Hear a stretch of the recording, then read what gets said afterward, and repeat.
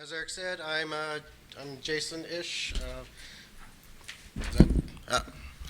I've been involved with the OISF on quite an official basis for the past 4 years, less officially since about 2009. I'm up here to talk about a new tool we've recently released called Suricata-Update. It's our new tool for updating rules. The name might make it sound like it updates Suricata for you as well, but it doesn't. It's just a rule updater for now. It's much in line with the likes of Oinkmaster and pulled pork, but more opinionated, specifically for Suricata. It would be really hard to use it for another tool like Snort. The usage and configuration should be familiar to all users of the existing tools. That's a little bit by design to not scare anyone off. Our main goal for it was to have it just work without any configuration. Next goal is to be easy to use. We'd like it to become the standard update tool, and to facilitate that, we have bundled it with Suricata 4.1, which was released last week, or like 8 days ago or something. A little bit of history of the tool. It will be familiar to those of you who have used my previous tool, IDS Tools Ruleset, which was my first attempt at a rule update tool, mainly because I couldn't deal with the Perl that was found in the existing tools. So I wrote it in Python. We officially introduced Suricata Update at SuriCon last year, and the first version was released about a month later. There's been various iterations over the last year, with the 1.0 final version released and tagged last week and included in 4.1. So it took about a year from figuring we needed this to getting it in. It's got all the basic features you would expect from a rule update tool. Of course, it updates your rules, and by that I mean it downloads them and unpacks them and puts them where Suricata can find them. It was key to support multiple rule sources. I believe some of the other tools did this, but it always felt a bit like a hack. And then, of course, you're disabling, enabling, modifying rules, and converting rules to drop. It also has built-in support for testing the rules against Suricata. And if they fail, it'll actually roll back to your previous version. And then you can choose your way to reload the rules in Suricata, whether that's a full restart, a SIG user 2, or contacting the Suricata control socket. I include written in Python as a feature. Lots of people seem to enjoy that. We've also found that Python has become the sort of de facto standard language of security type sysadmins out there who may not want to hack on C, but having this written in Python, we felt it would be a bit more approachable.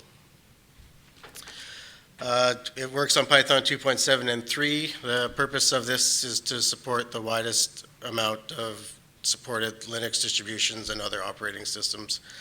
It is a bit of a headache at times. You'll see a lot of bugs in the last 6 months for just Python 3 issues, as I did most of the development on Python 2. Python's not my full-time job, and I've yet to actually switch to 3 myself. Very minimal dependencies. I think the only dependency outside the standard library is the Python YAML parser.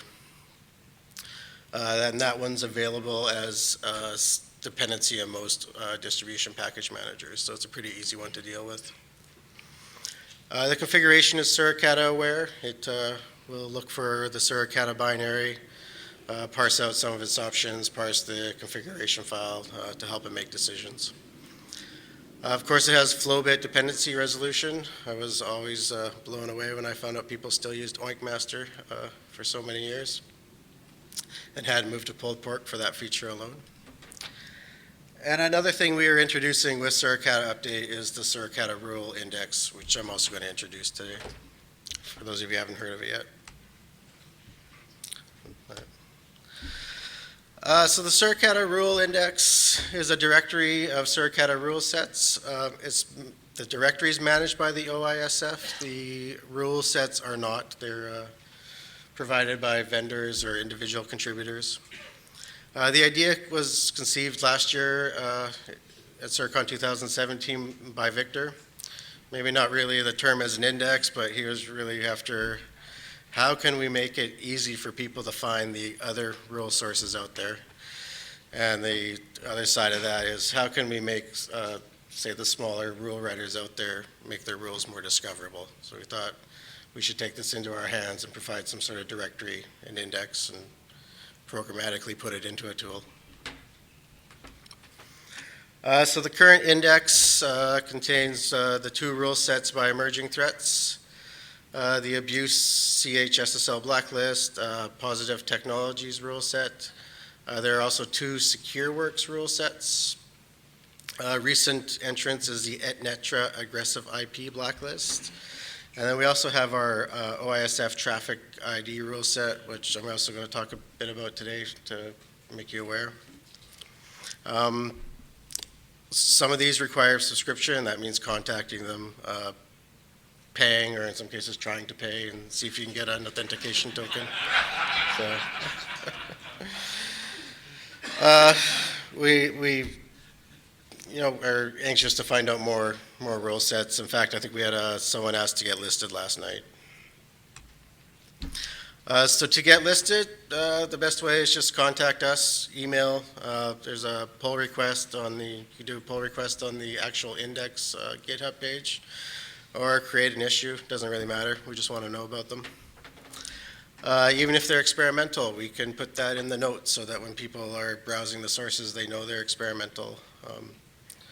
I heard someone say this could be a place that someone new could publish some rules using the latest and greatest keywords, which some of the bigger rule publishers are a little slow to introduce. This is basically a portion of the index. It is just YAML, like our configuration file. I'm just putting this out there for the information you need to know if you want to get listed for us, like summary, description. If you're a vendor, we want to know, or if you're an individual, that could just be your name. This first one here is a commercial one. So it lists like a subscribe URL. So as a user, I know where to go when I want to try to buy this rule set. The very last line on this page will show the min version field. So rule sets can be bound by versions as well. And I'll get back to Suricata Update. So I'll probably talk about the index for now. It's a Python tool. Installation is really easy. It's included with Suricata 4.1. Provided Python is installed, it's going to end up in your bin directory next to Suricata. If you're still on Suricata 4.0, you can just use the pip install if you're used to installing Python tools. I also want it to be easy to run without installing, so you can just check out the source code and call the binary that's right inside there, and it'll pick up the libraries and everything. Some package managers might exist in some package managers already as a alpha or beta. I'm not sure how that's going to work now that we've bundled it. I'm working a bit with the Red Hat guys on trying to make this easy to use. I'm hoping the Debian guys are doing something similar. One of the things you have to do is prepare Suricata to use the new update tool.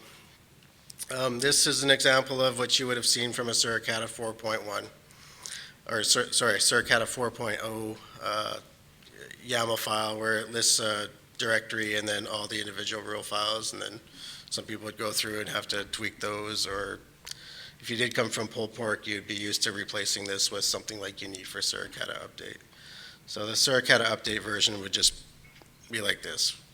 By default, we taken the pulled pork approach and merged everything into one output file. It makes a few things quite a bit simpler to do it this way. In 4.1, if you're bundling with Suricata, if you get 4.1 release tarball, it's bundled, this is what you should get by default. You can just uncomment it and get the old stuff back if that's how you prefer to run your Suricata. Another change we're doing as part of this is getting rid of the Etsy Suricata rules directory. Rules never really felt like they belong there. It's more for configuration files. So The rules that do come with Suricata are going to be put under the user share Suricata rules directory, or wherever that local state directory is, or system shared directory is on your Linux box, or whatever machine you're running. Just to be aware of this, I think we're copying them in both places for 4.1, but the next release will probably do away with etc Suricata rules altogether.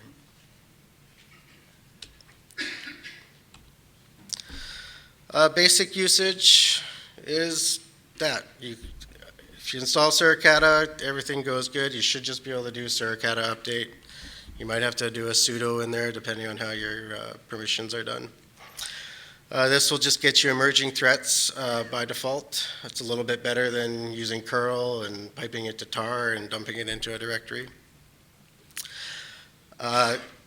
It is a little bit aware of the Suricata configuration, so if you don't have Rust enabled, it's automatically going to disable the NFS rules for you because they're not going to work with Rust, or without Rust. And of course, resolves all the FlowBit dependencies. That just going to turn on rules to make sure that dependency tree is there. And then it's going to output the single rule file. Pretty simple. Hopefully it just works for 99.9% of you the first time you run it.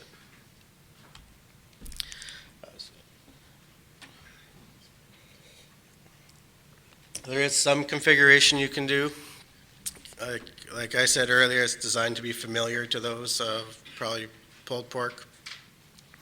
It'll pick up these files by default to disable or enable, modify, or drop your rules. This is also the order these transformations are done. We don't yet have a way to tweak that order, but it actually hasn't really come up as an issue at all. This order seems to work for almost everyone so far. One of the things I'm working on with package managers is how can we do this so you can run Suricata-Update without having to be root. And this is going to depend on your distribution and everything. So you can be like me on my development system and just use sudo. It's just easier. But on my, my production home firewall, I've set etc Suricata to be group readable by a group Suricata, allowed write access to this varlib directory where Suricata writes out its rules. And then my sudo has limited commands, so I can send a SIG user to, I should really migrate to sending a message to the socket, which can then have file level permission set on it. And then you should be able to get away with the rootless operation of updating your Suricata rules. Talk about how you can disable and enable rules. Just use some simple rule matching. The basics are just by SID. I should have had listed here if I have SID ranges, but I can't remember if we have them or not. Regular expressions, of course, and then rule groups, which is very similar to the file name. You can leave off the .rules and any file path information before the base file name is ignored. We don't exactly know what that will look like from all real sources. Likewise, you can do a rule modification. The first example here just uses a regular expression to match the rule, and then you get your two more Python-style regular expressions. So this is a sort of a crude way to convert every alert rule to drop. And I got a feature request at one point to support the Oink master way because someone had a very large Oink master configuration file. I believe he's here today. So there's some undocumented compatibilities with pulled pork and Oink master style stuff that should just work, but hopefully migrate over time.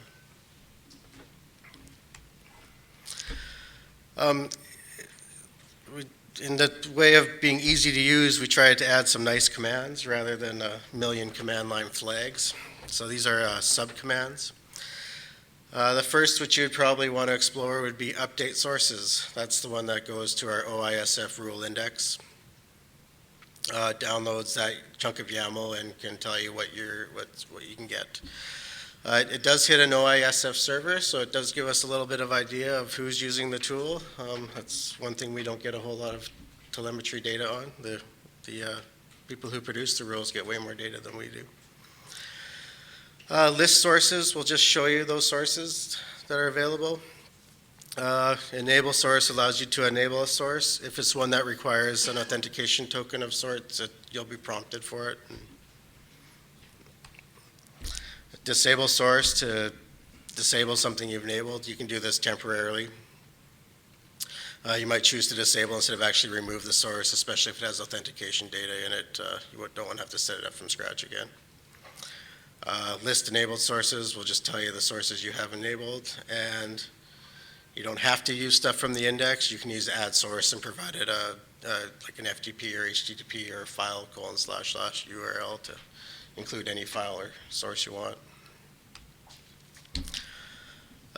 Current issues with the tool, for most people it just works, but there could still be the lingering Python 2 and 3 incompatibility. I'd like to know about those sooner than later, but I think we're good. At some point we'll move to pure Python 3. I just don't know when that will be. I don't know when it's feasible to be. A deterministic way to handle duplicate SIDs is an issue which I'm not exactly sure how to handle that one. We're not going to have a magic bullet fix for that, but at least if we can tell you exactly, document exactly what happens in that case, that'll be a win. I've heard of a rule set out there that requires a custom authentication header of some sort in the HTTP request. If you are here and that's you, I'd like to hear from you. We want to add that because there is a user of that rule set who wants us to add it. An OINC master-like report, there's not a whole lot of visibility in what's happening during an update. We'd like to generate that report for you. And SID allocation, this is related back to the, more back to the index. The idea of some sort of vendor ID has popped up in discussion before. I'm not sure. Right now, I think SID allocation is on a wiki page somewhere with these big ranges. It's not the prettiest thing or easiest thing to understand. For resources on Suricata-Update, we have a GitHub project page under the OISF organization. It has its own issue tracker on the main OISF Redmine. And we do have documentation up on Read the Docs. There's a quick start guide there too. I thought I'd take the minute to sort of introduce the OISF traffic ID rule set if you are not familiar with it. And this is another one that came out of the last year's brainstorm session. Part of the ideas behind Snort's Open App ID.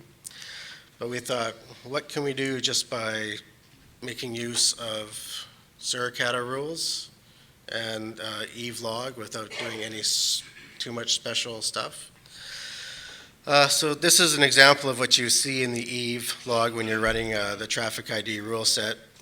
In this case, it's just identified that the traffic is Facebook, and then it gives it a label. You can have a variety of labels. This one's social network. I believe we can detect the difference between just a Facebook and Facebook Messenger. So with Facebook Messenger, you still get Facebook, but you might get instant messaging or something. To define these traffic ID rules, we're using YAML again. It's because a lot of this data is repetitive. It was hard, it would have been annoying to do it as individual rules, so we were generating rules. The first example is just sort of a basic custom rule that will identify Debian app traffic, label it as software updates. The second one is using TLS SNI patterns. Now, I understand those might go away at some point, but for now, this is what we have. So this just detects a variety of Facebook SNIs. We have like Netflix, various other social networks in there. It's a little minimal now. And this is an example of the rule that gets output. The key points being this FlowBits set traffic ID, FlowBits set traffic label. There was very little done inside Suricata to support this. It's just a FlowBit convention. But in the Eve output writer, we put in some hooks to look for this so they could go into their own little Eve object within the event. You'll see this on all event types if this information is available. I like it on flow records because then I can kind of allocate how many bytes have gone to different services or classifiers. For the future, I'd like to add to support the Lua stuff in Suricata-Update, in particular just rules that use Lua, but maybe output scripts as well. Victor yesterday brought up dynamically loaded modules, and I wonder if Suricata-Update would be a good way to discover and find those when people start doing custom protocol parsers, custom loggers as dynamically loaded modules. Meta profiles hasn't been discussed in a while, but the idea is you could share sort of a configuration or a tuning to emerging threats pro or something like that, where it would provide you a configuration that enabled and disabled the rules for specific environments. We want to expand the rule index, so that's up to people like you to tell us about the rules you're writing, individuals, whatnot. Send us your GitHub page where you're publishing them or whatever, and we can get them in the index. And expand the traffic ID rule set. That's I can only really add ones for services I use, likewise for Victor. So the only way it's going to grow is by contributions from the community. And I believe that's it.